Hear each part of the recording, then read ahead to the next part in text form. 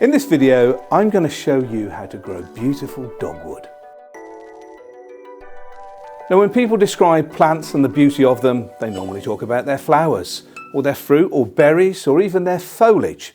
But there's the beauty of colourful stems. And the dogwood here has that in plentiful supply. And there's two here. There is the golden stem dogwood, which is Cornus flaviramea. And then there is the red dogwood, which is Cornus Sibirica westernbert. And the colours of these during the winter, well, they uplift the heart. The plant normally has green leaves throughout the summertime. It flowers and also has berries as well. But when it comes to the autumn and it becomes naked, this framework of colourful branches puts a smile on the face. Now, an interesting thing is where it got the name dogwood. Well, the stems are quite waxy and glossy around the outside, and they're also long, slender, but pretty firm. During the olden days, butchers, as they used to chop up and cube meat, actually threaded sticks through them to be able to hang up in the butchers. And Cornus was pretty good for using that because of its lovely, smooth and strong stems. And they were known as dags. Dags? Do you like dags? Oh, dogs. Sure, I like dags. No, not the ones with a tail and four legs that bark, but dags that were dags of meat. And the dags of meat, it was known as dagwood, and then finally changed to dogwood. Incidentally, the Cornus bark is rich in natural tannins and used as quinine, a substitute in traditional medicine. Tea can also be made from the bark and treat pain and fever, and the leaves can be made into a poultice to cover wounds. However, I would suggest visiting your doctor if you needed that type of treatment. Now, these have to be one of the easiest plants to grow in the garden, because they're as tough as anything. They'll get full sun or also into partial shade as well.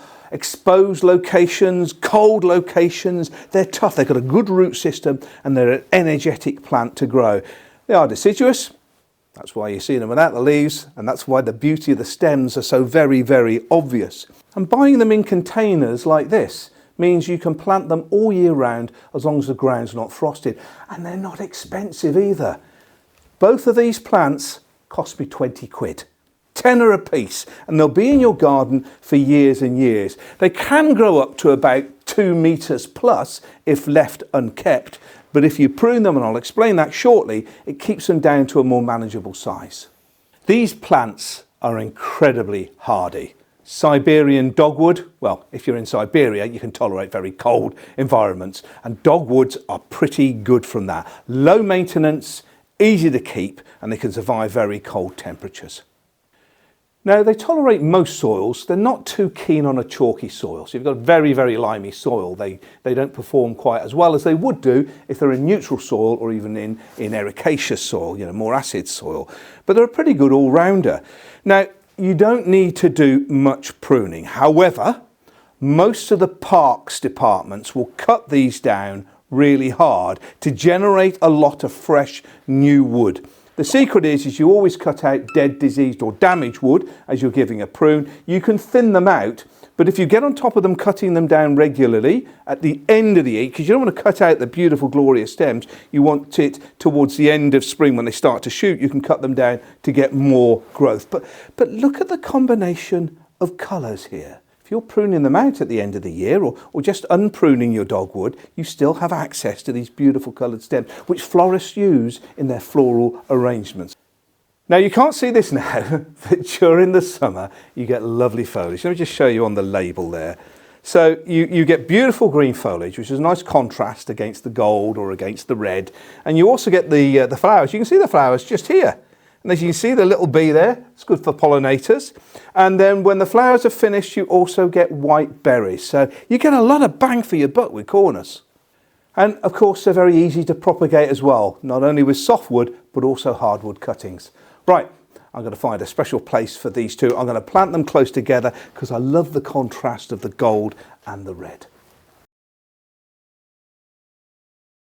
Right, I've chosen my location for the Cornus just here into the border area, and the thing I do like about it is because there's already a green hedge back, it acts as a foil to show off the colours of the stems, which I think works particularly well. Now I've already prepared the holes in. I've also got some forced daffodils that I'm going to plant just in the middle of there a little bit later.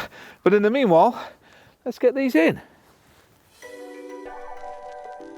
Plant to the same level it is in the pot. So I need a bit more soil in the bottom of that. Peat-free compost in. Gentle, firm around the outside. Never be shy to use your feet. It's the best firming in process. There we go. Thanks for watching. If you enjoyed this video, please give it a thumbs up. There are loads more plant profiles for you to choose a beautiful ornamental plant for your garden. So please subscribe to my channel for more great content like this. And if you turn on the notifications, I'll let you know when more plant profiles come about. Nicely planted in their new home.